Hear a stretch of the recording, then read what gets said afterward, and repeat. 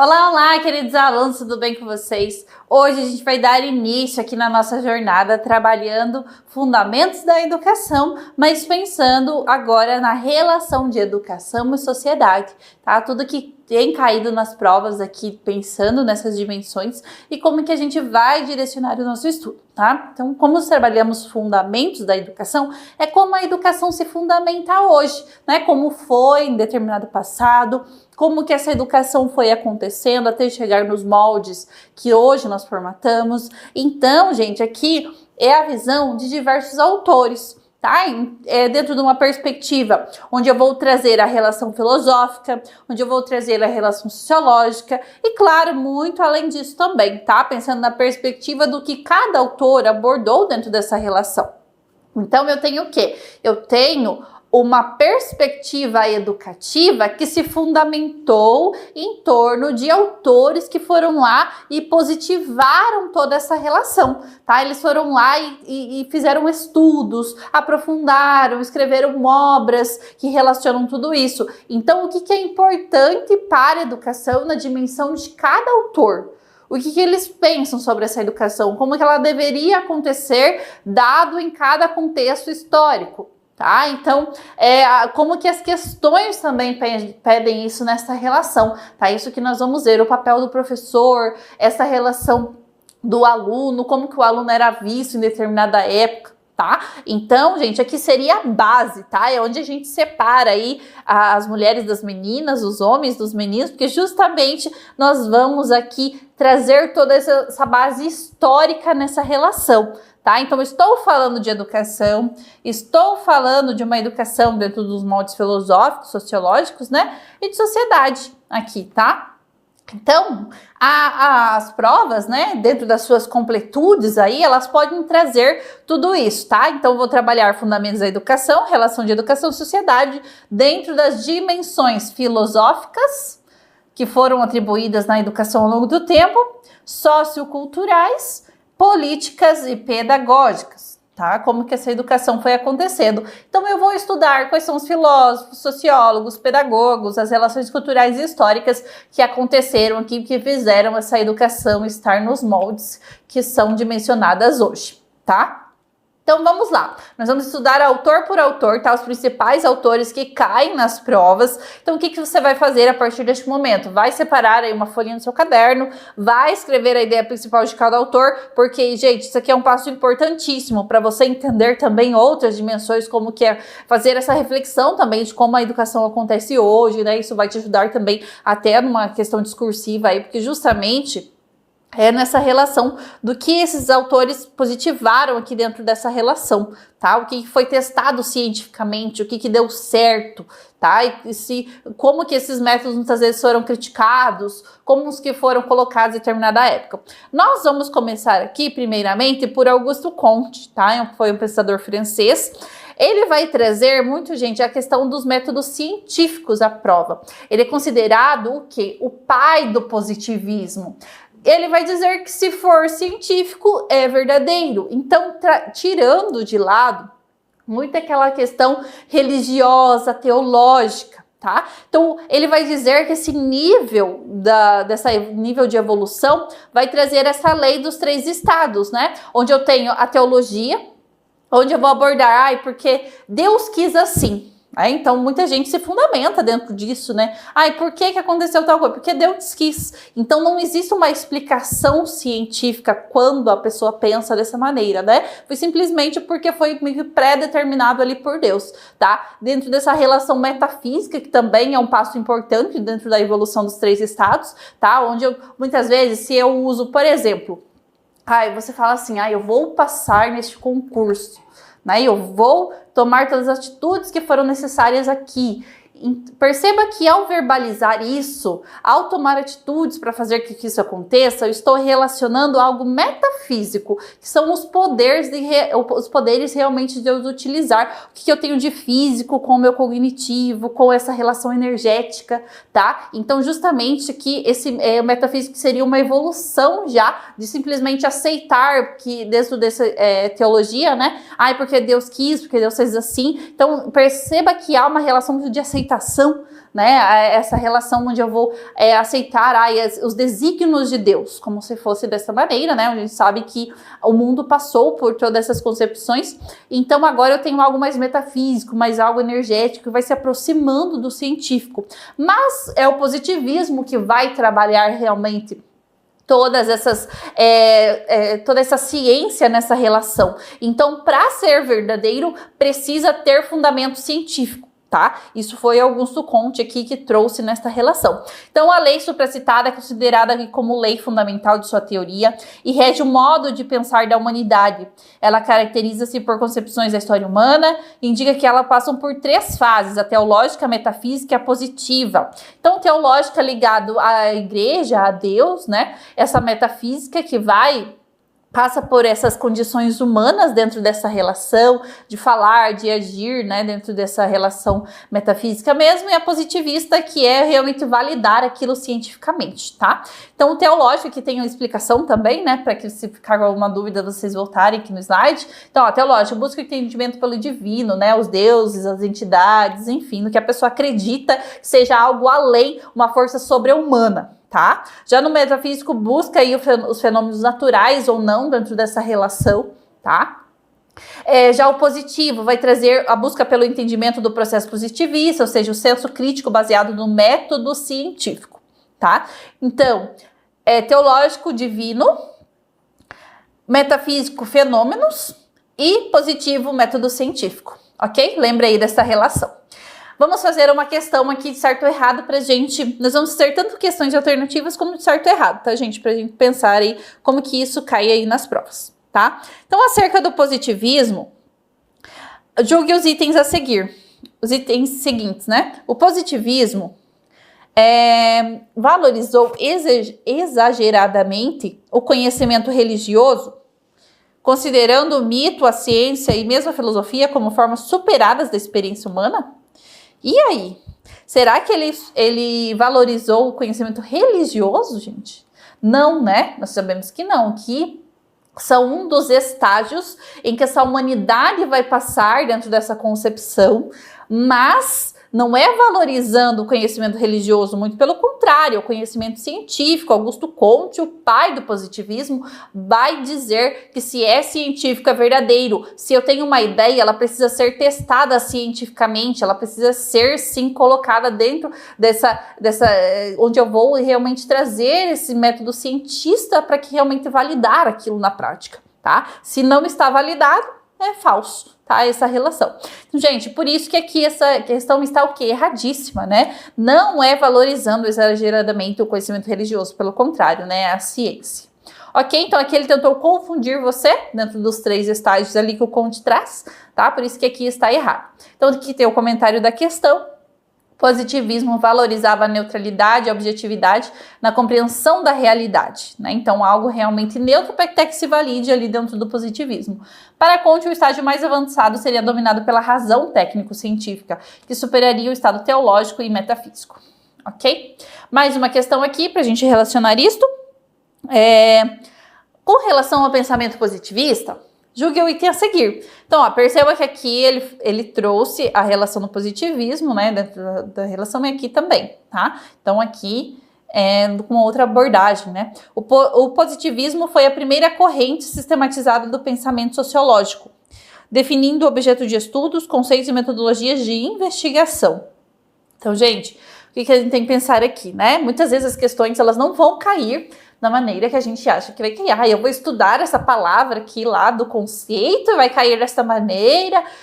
Tudo certo. Não, a gente sabe que não. As bancas, elas vão pegar a interpretação disso, eles vão pegar um ponto de uma obra lá muito específica, que ela sabe, né, que o aluno não vai estudar a obra toda. Então, justamente, o que ela quer? Ela quer confundir você dentro dessa concepção. Ela vai fazer um rodeio ali, mas para dizer no fundo a mesma coisa. Por isso que a gente vai pegar o ideal de cada autor aqui, ideal de cada concepção, de cada filosofia da sociologia, enfim, tudo que aborda aqui, para justamente a gente trazer como que você vai fazer essa questão fundada nessa concepção ou naquele autor, tá? Então a gente precisa pensar nesse ideal aqui, nessa relação centrada do que ele está pedindo. foi a primeira corrente sistematizada de pensamento sociológico definindo o objeto de estudo. E aí, definir um objeto de estudo? Sim, né? Conceitos, metodologia de investigação.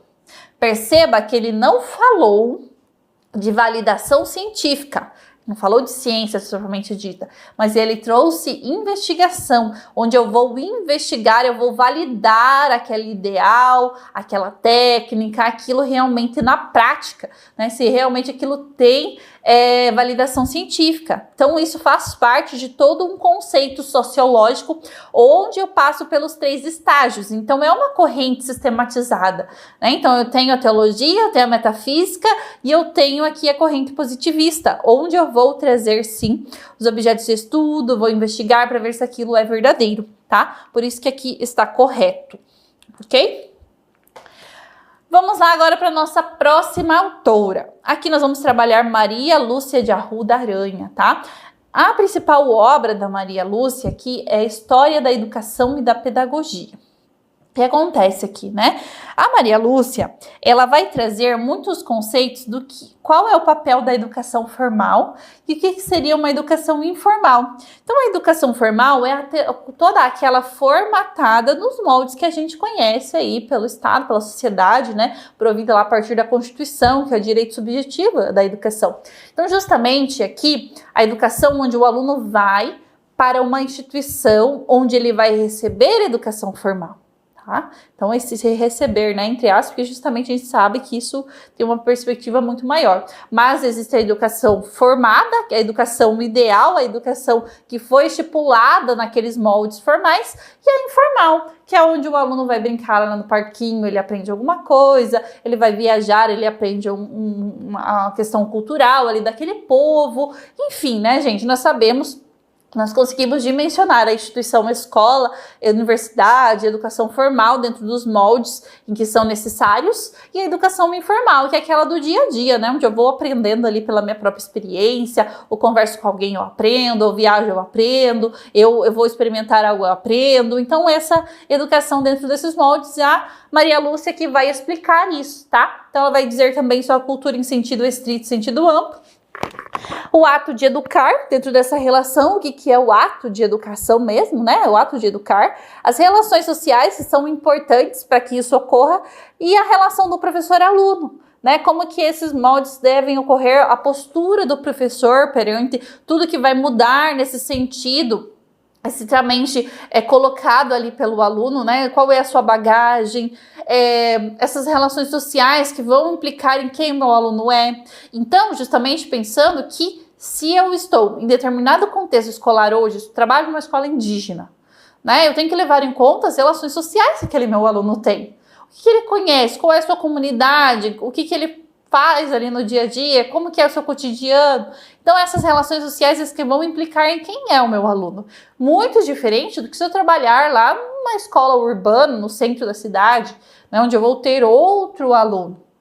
Tá? Então essa perspectiva cultural da relação social daquele aluno vai mudar muito, vai mudar a bagagem que ele traz para esse contexto formal de educação. Tá? Então nessa relação a gente vai trabalhando aí esses contextos do que o meu aluno traz para a sala de aula. Tá? Gente, então vamos lá fazer uma questão agora da Maria Lúcia aqui para a gente abranger tudo isso, tá? No 4º capítulo do seu livro, da Filosofia da Educação, a autora Maria Lúcia de Arruda Aranha faz uma colocação a respeito do conceito de cultura. Segundo a autora, é possível considerar o conceito de cultura em sentido estrito como a produção intelectual de um povo, expressa nas produções filosóficas, científicas, artísticas, literárias, religiosas, em resumo, nas suas manifestações espirituais. B.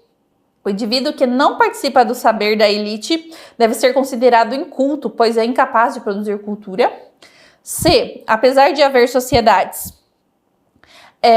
regidas por relações de dominação, isso não impede que as pessoas do povo sejam impedidas de elaborar criticamente a sua própria produção cultural. D. A cultura popular resulta dos meios de comunicação. de massa, como o cinema, o rádio, a televisão, o vídeo, a imprensa e as grandes revistas. Então, o que ele pediu aqui em seu livro, né? Vai tratar muito de filosofia da educação, que é essa relação do conceito de cultura que ele quer aqui. Então, a Maria Lúcia aqui, ela vai falar desse sentido estrito e amplo, né? E o estrito está justamente dimensionado nessa relação do que esse povo produz, né? Quais são suas obras, o que eles valorizam, enfim, né, gente? Tudo que uma sociedade pode dimensionar na produção dessa cultura, as suas manifestações religiosas, claro que muito além disso, tudo que esse povo expressa, tudo que ele tem conceituado ali dentro dessa formação, tá? Por isso que a letra A está correta aqui quando fala desse sentido estrito do conceito de cultura segundo a Maria Lúcia de Aranha, tá? Ok? Maria Lúcia de Arruda Aranha, né? Vamos trocar o nome da autora aqui, já vai complicar a coisa. É isso mesmo, tá, gente? Então, o conceito de cultura no sentido estrito e, claro, no sentido amplo, mas a relação realmente que se finda aí do povo como um todo, ok?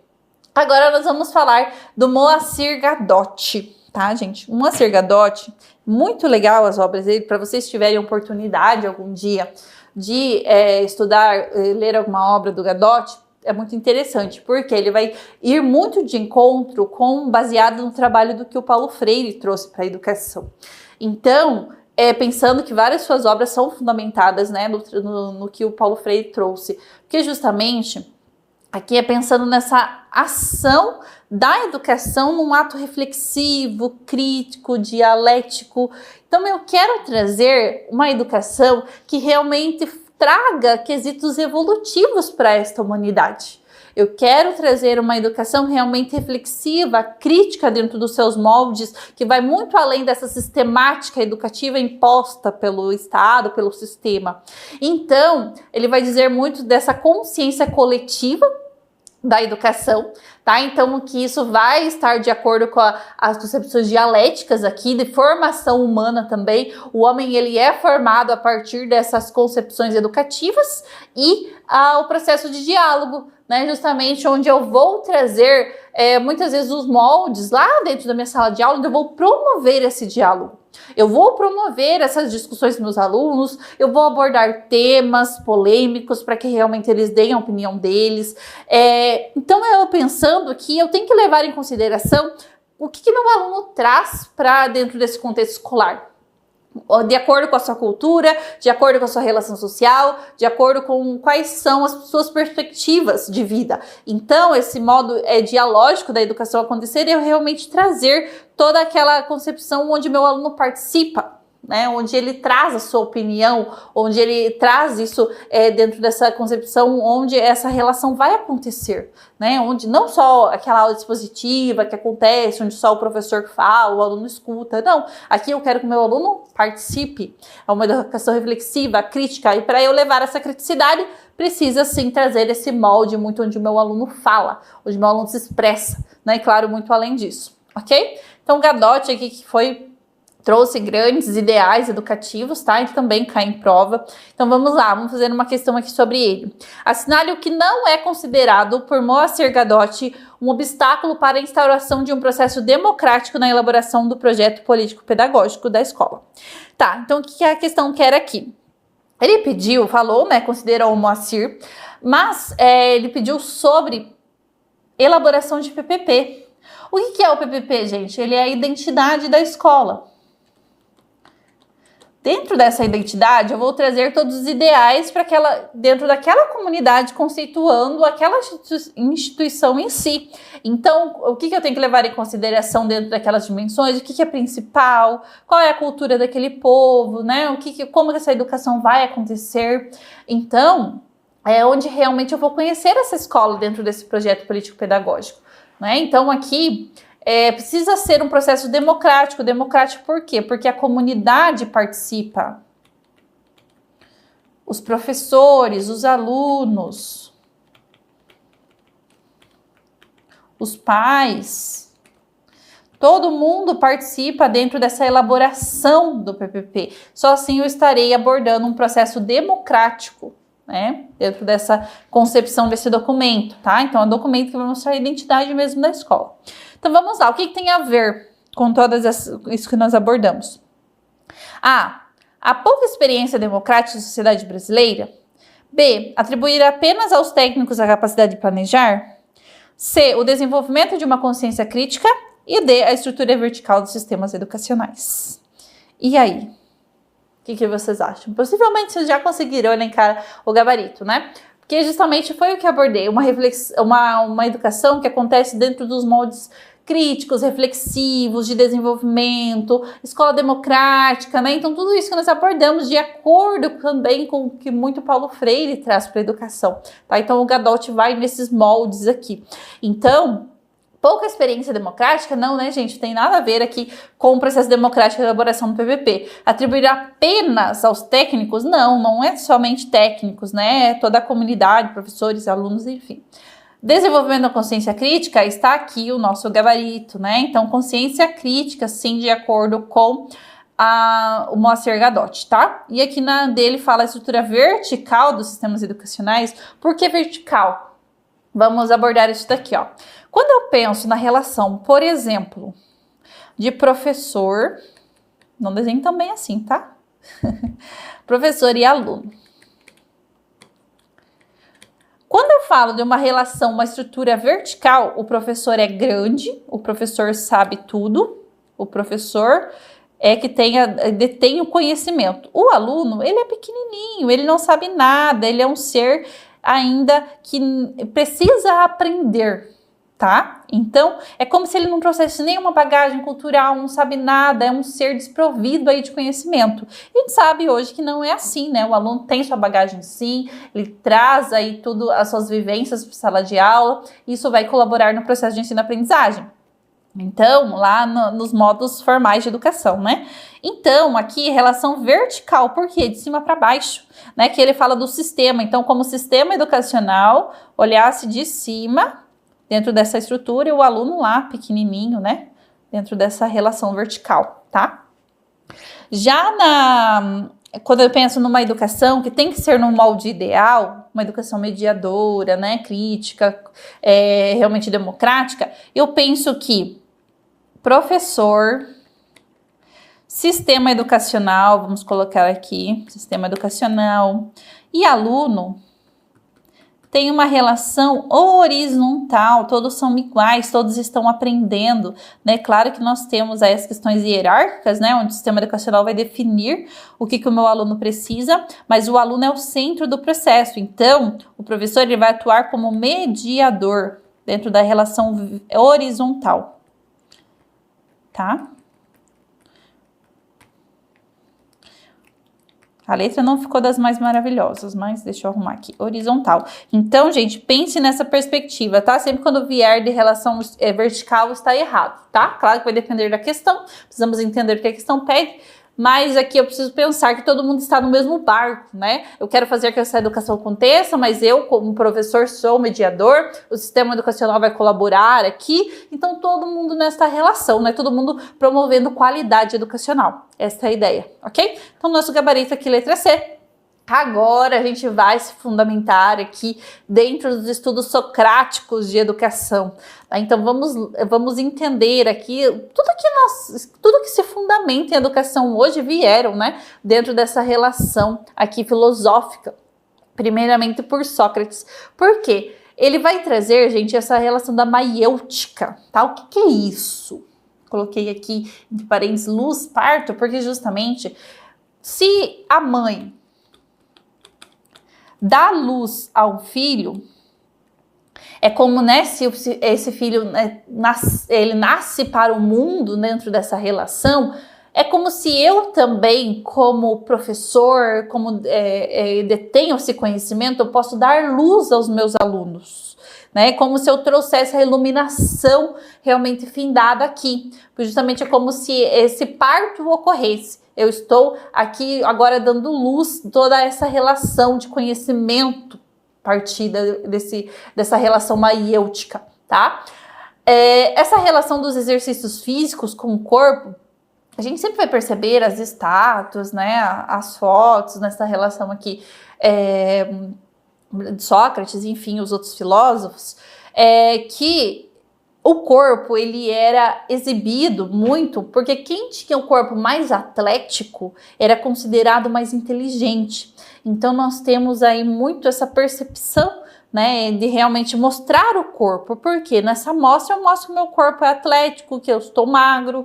Então pensando que agora eu tenho o quê? Uma relação de inteligência muito maior, né, quando esse corpo promove tudo isso. Tá? Então esse era o pensamento, por isso que a gente vê todas essas as estátuas, enfim, né, todas as fotos desses filósofos sempre sem roupa, né?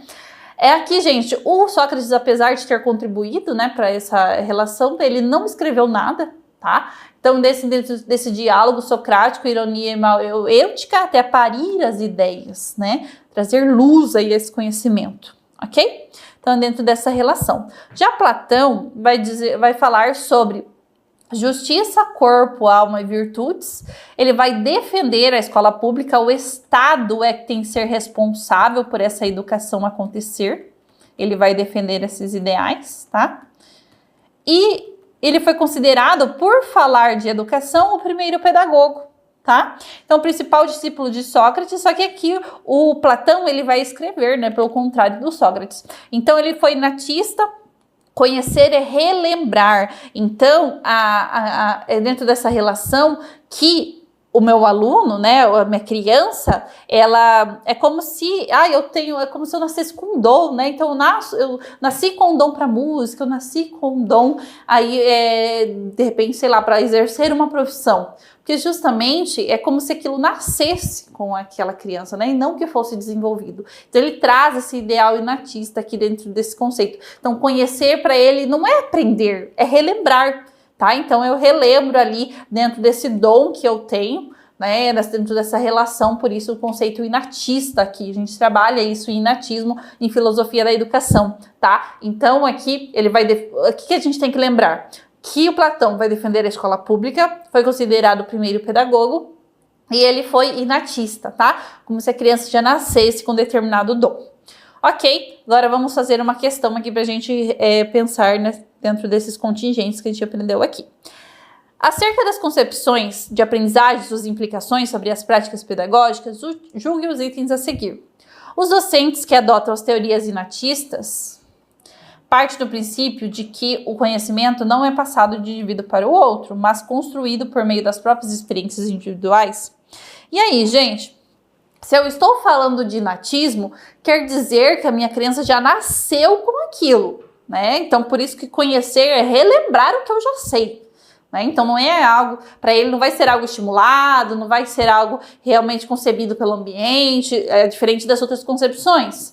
Então, o inatismo, ele não vai de encontro com as ideias construtivistas, por exemplo, ele fala, né, que mais construído por meio das...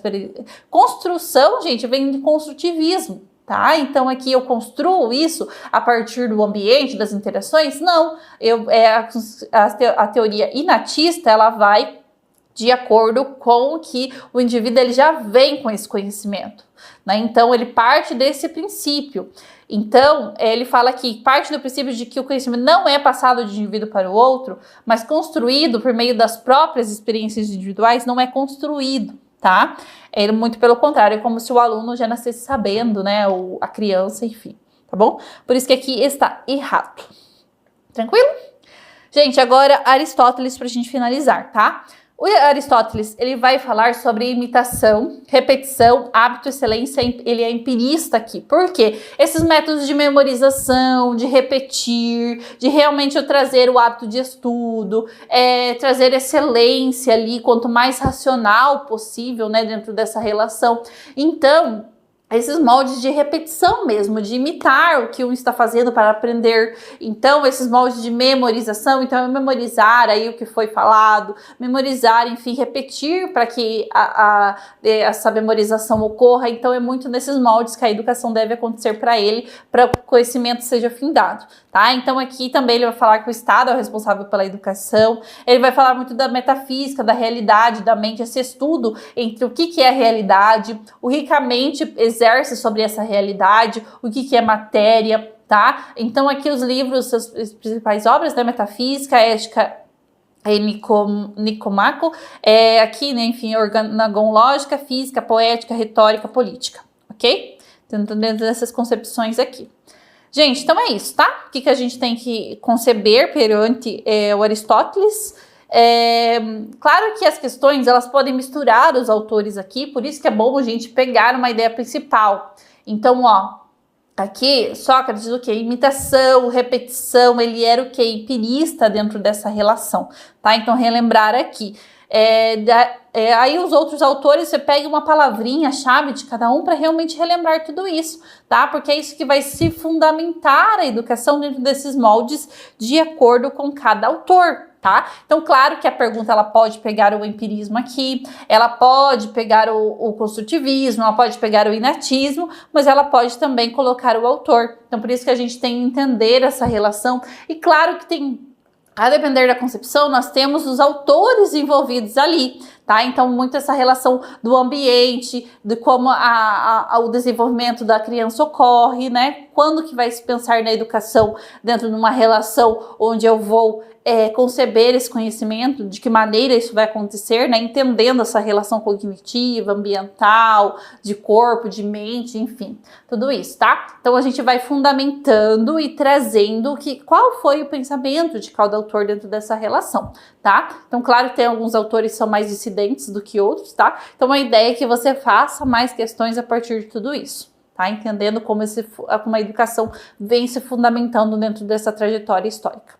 Ok? Então, gente, é isso. Finalizamos aqui com Aristóteles, tá? Qualquer dúvida, estou à disposição e te vejo aí no próximo bloco, tá bom? Tchau, tchau!